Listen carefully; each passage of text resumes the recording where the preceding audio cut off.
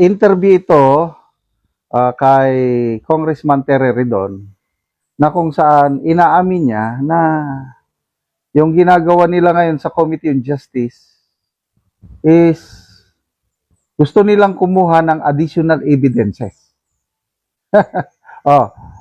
Nadulas ang kanyang bibig. May ebidensya, kailang gusto pa namin kumuha. Pakinggan natin Una sa natin, hindi totoong wala ebidensya yung mga complainants. No? Meron silang ebidensya at time of submission. Yung una. So all of the COA reports were there. All of the video documentation relating to the death threats were there. There was a mention of the SAL. Sandali Yung sabi niya, all of the COA reports were there. Meaning yung notice of disallowance. Narinig ko mismo si Congresswoman Luistro nung in-interview siya na, I think, si Ted Filon.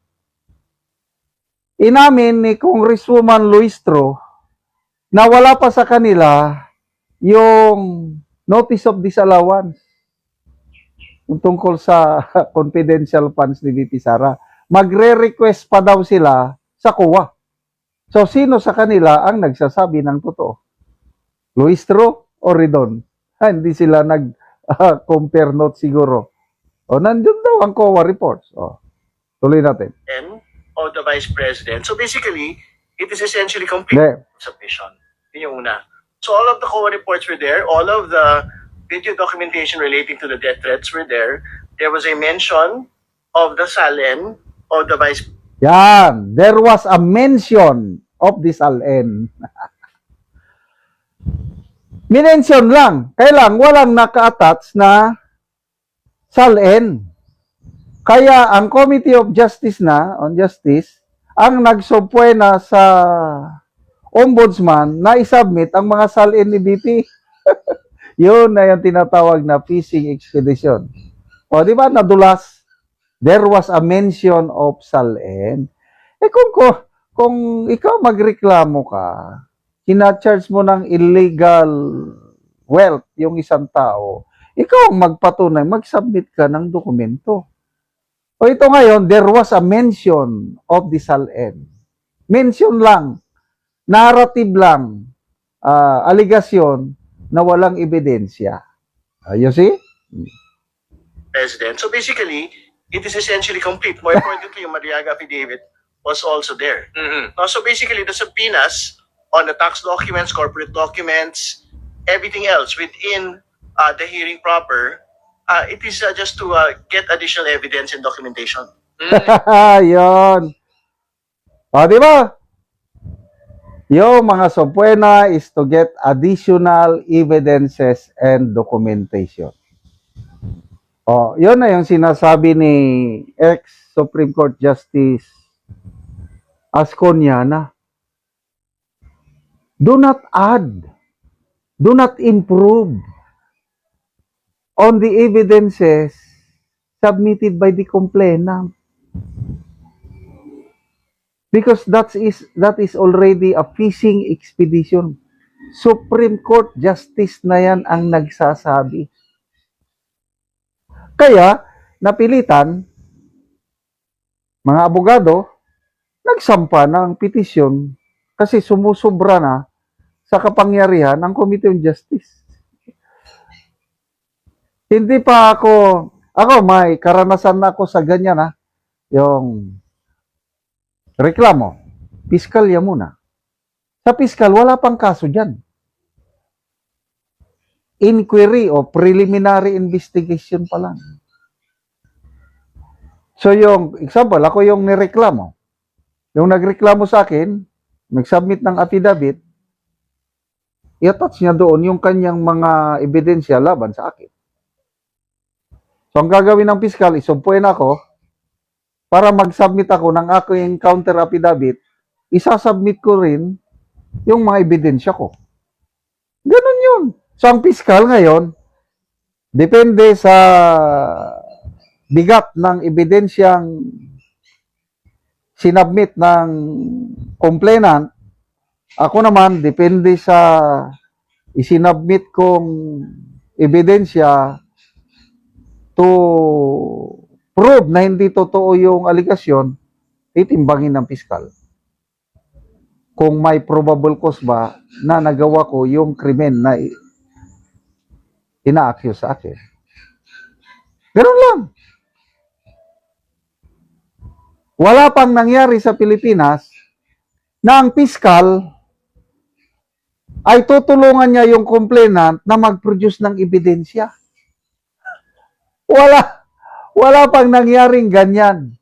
Ang piskal either indict niya yung tao or ibasura niya yung ganun lang yun. Kaya ang nangyayari dito sa ating impeachment ni BP Sara, itong mga kongresista na tumatayong piskal o prosecutor, tinutulungan nila ang mga complainant labang kay BP Sara na mag-produce ng ebidensya. Yan ang nangyayari ngayon. Kaya, kumanda kayo sa Supreme Court dahil pinapasubmit na sila ng kanilang counter-reply. Tuloy natin. Wala akong nagsasabi in the Constitution and in the rules na kailangan po complete yung pong mga dokumento at ebidensya at the time of filing. Okay, yun ang nakikita ko kasi kaya I'm very surprised that you said that you're very confident na the Supreme Court will not honor this TRO request. Kasi para sa akin, nagulat na ako nung first time na ginawa ng Supreme Court. Yan. Totoo, ang Supreme Court, hindi niya igrinant yung TRO na hinihingi ng mga abogado o kampo ni BP Sara. Kaya lang, hindi ibig sabihin na panalo ng mga kongresista. Kaya ang Supreme Court, submit kayo ng inyong reply within 10 days. Kung hindi nila galingan ang submit ng reply, ang Supreme Court ngayon, titimbangin niya na yung arguments kampo ni BP Sara versus the arguments ng HOR, humanda kayo. Baka mamaya, ma-strike to na naman itong mga kongresista kasi hinihiling sa kampo ni BP Sara i-declare void ab initio ang impeachment proceedings. So good luck po, Congressman Ridon. Sana by this time, manalo kayo para ako, gustong-gusto ko matuloy na ang trial sa Senado dahil pahayag ni Congressman Terry Ridon sa interview sa kanya tungkol sa pagdulog ni BP Sara sa Korte Suprema, tinawag ng kongresista ang kampo ni BP Sara na puros lahat panlilian lang, panlilin lang. Sisinungaling, ganun daw. Pakinggan natin ang payag ng kongresista. At po ito po ay panlilin lang at pagsisinungaling na naman po sa harap po ng Korte Suprema at sa publiko. Kasi una sa lahat, hindi totoo na wala akong valid referral. Kasi nakita ho ng publiko, nakita ho ng bayan na ang plenaryo po mismo ng Kongreso nag-refer sa House Justice Committee nung pong 4 na impeachment complaints. No? Ibig sabihin, hindi po yan House Speaker, hindi po yan Committee on Rules. So doon pa lamang po, yung pinakabago at sinasabi nilang pinakamalakas na batayan, nakabatay sa kasinungalingan, nakabatay po sa panlilin lang sa Korte Suprema at sa atin po mga kababayan. Sir, yung 1-year bar rule, Yung pangalawang panlilin lang na naman po sa mga kababayan po natin yun. Kasi una sa lahat, yung pong 1-year bar rule, umiira lang po yun pagka po meron na pong referral mula sa plenaryo papunta po sa House Committee on Justice. Yung sinasabi ho nila, dapat to po, nung pong linaglag, yung pong Castro complaint at nung nag-withdraw daw po yung D-complaint, pumatak na daw ho yung 1-year bar rule. Basahin ho nila ulit yung pong jurisprudence nung pong Duterte ng Gutierrez.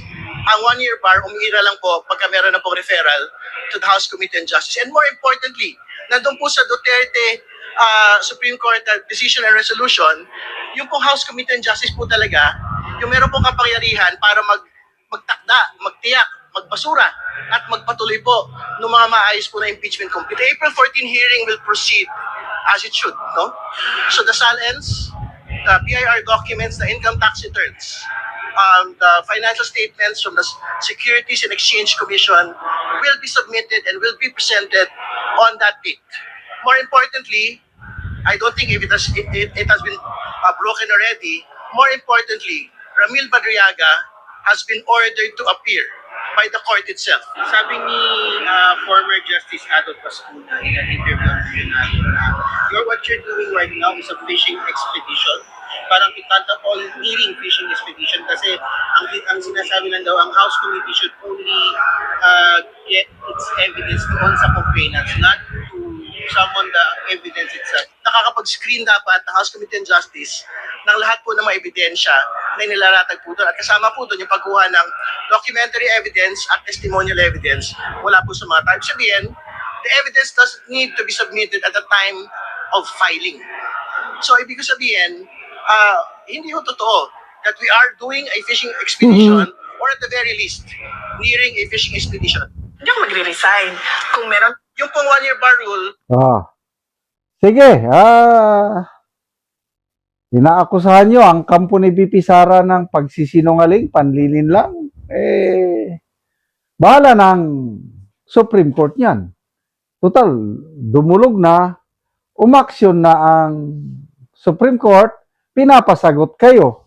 Di sagutin nyo kung kasinungalingan ang sinasabi kampo ni BP Sara, adi ibasura nila yung petisyon. Kailang tingnan natin kung anong resulta. Mismong retired Supreme Court Justice ang nagsabi na there is fishing expedition. Ano yung sagot niya? Hindi naman right at the yun daw pag nung panahon na nag-file na yung complainant, hindi naman kailangan nandyan na lahat ang mga dokumento. Inaamin ni Congressman Ridon na kulang ang ebidensya nung ipinail yung complaint. Inaamin niya Kaya sabi niya, pwede naman na dito sa Committee on Justice madagdagan. So, pinapadagdagan nila. Ibig sabihin, nag-fishing sila. Imposible mismo. Associate Justice na yun. Retired. Nagsasabi na, they cannot do that. They cannot, anong sabi ni Justice Ascuña? They cannot improve on the evidence presented. Dapat i-evaluate lang nila kung mabigat ba o hindi. Kung hindi mabigat, edi basura na. Walang probable cause. Kung mabigat naman, edi iakyat. Paano? Kakaunti yung ebidensya o halos walang ebidensya. Kaya ngayon, summon sila, sumpuay na sila ng sumpuay na kung anong sinunod. Ay, good luck po, Congressman Ridon. Sige, tuloy nyo yung April 14 hearing. Nabanggit niya, Ramil Madriaga. Ay, nako. Narinig ko sino ba yun? Attorney Panelo, yung anak ni Salvador Panelo. Mas pabor daw sa kampo ni BP Sara kung matuloy na magtistigo si Ramil Madriaga dahil lalo silang mapapaya.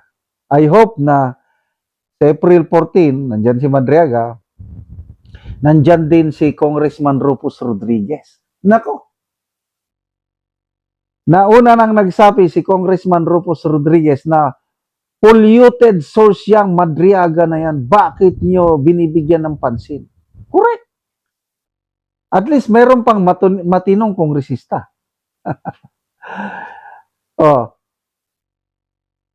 Kung pagdating na sa Senado, sa trial, tapos i-present nila ulit si Madriaga, dyan na sila makakatikim ng, I don't know how will I describe it, yung i-cross-examine ng mga batikang senator judges, ang isang Madriaga na klarong nagsisinungaling. Ay, nako, that will be, yan na yung bloodbath na sinasabi ni BP Sara. Kaya ako, excited na ako na makapanood mulit ng impeachment trial because matagal na po yung impeachment trial ni President Erap na napanood ko noong 2001. That was 25 years ago.